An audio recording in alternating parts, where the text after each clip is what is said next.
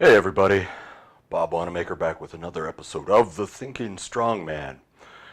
Last time I talked about injury, pain, and a little bit of rehab using the RPE scale with pain as what I called the governor, where we basically say that a certain level of pain is a certain RPE, and we gauge our progress based on that.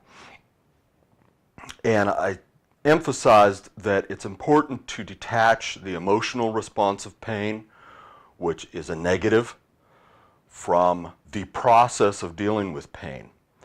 And I want to talk a little bit more about that and go into a little bit of depth. That, to me, is obvious, and I think probably we think it's straightforward, but I think there's a lot going on there. So, first of all, why is an injury negative?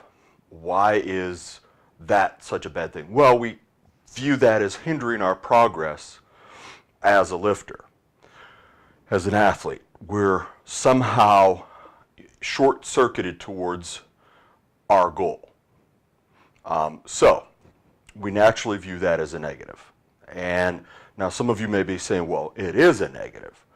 I mean, if I'm injured and I can't be training and I can't be doing the things I need to do that were in my program, then it's a negative. Well, that's one way of looking at it.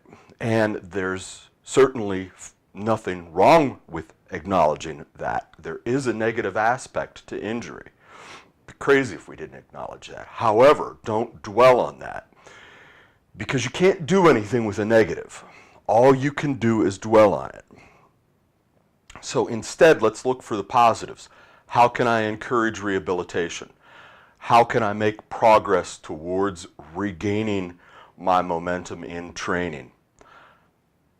Moreover, now that I can't train, say, 8 hours a week because of an injury, what else can I do to forward my career as a lifter, as an athlete? And I put career in quotes because, after all, for most of us, me included, lifting's not really a career. Lifting is a hobby, a sport. It's part of a balanced lifestyle. So it's not really a career. But I'll use that term because it's used a lot of times. A lot of people use that every day. My athletic career, my career as a powerlifter. Well, one aspect of your career as a powerlifter, as an athlete, is learning the sport. So you now have, say, 6 hours a week freed up that you were devoting to physical training. There's time for you to be working on mental training. There's time for you to be learning. There's some great new research being done in the field. It's astonishing the amount of research that's being done in the field on, for example, block periodization. And how can we use block periodization to forward our goals? Greg Half has a great new book out. You can go back, read Super Training. How many of us have read that? I've got a copy I borrowed from a friend. It's sitting on the coffee table. I've read maybe 10 pages.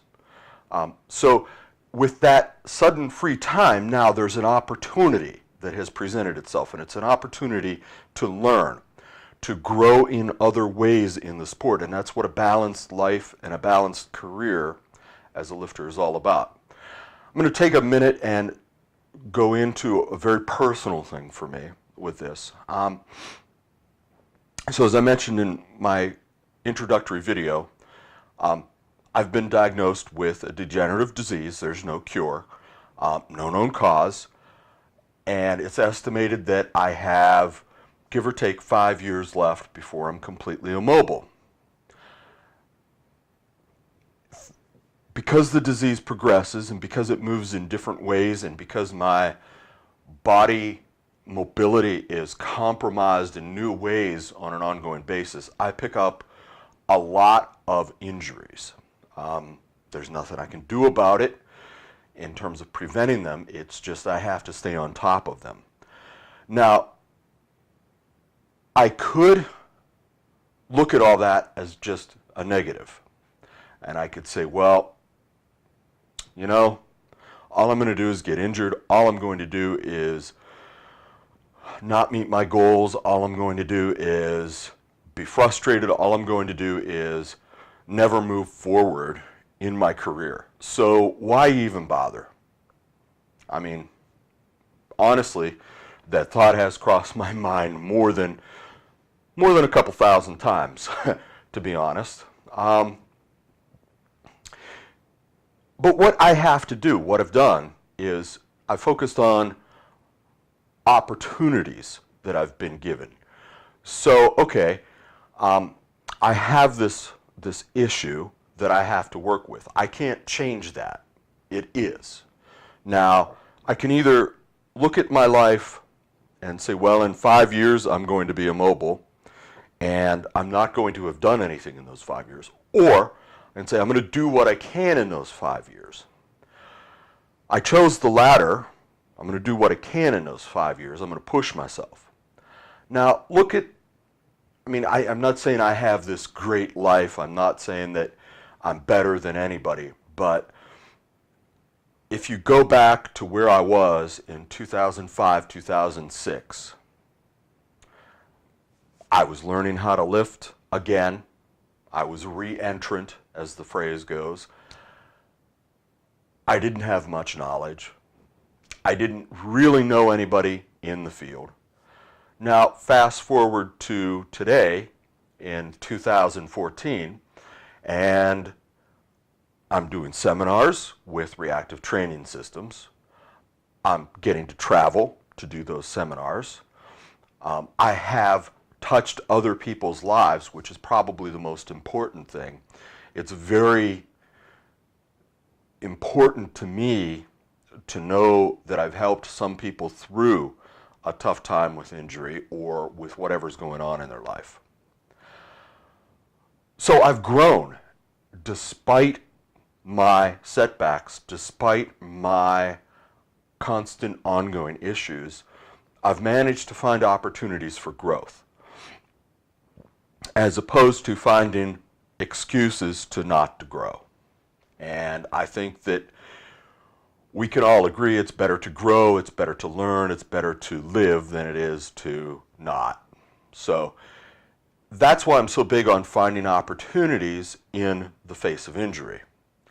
Another reason is one of the variables that we have to control. I think we all agree on this as well. One of the variables we have to control in our training career is stress. Stress kills. Stress kills our gains. Stress kills our momentum. Stress impacts our recovery. Stress impacts our ability to do just about anything. Well, anytime you let emotions take over, you're introducing emotional stress. You're introducing stress into your life.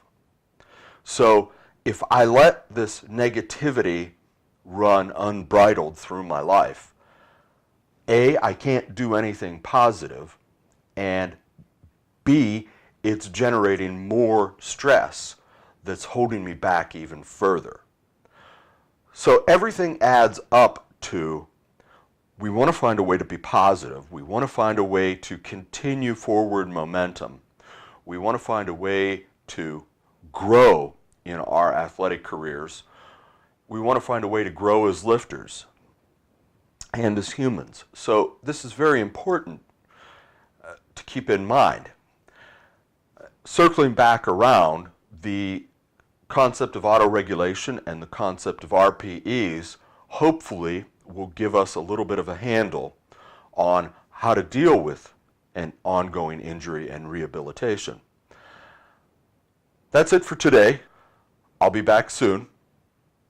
Thanks for watching. In the meantime, remember, evolution matters. Train like an animal, think like a human.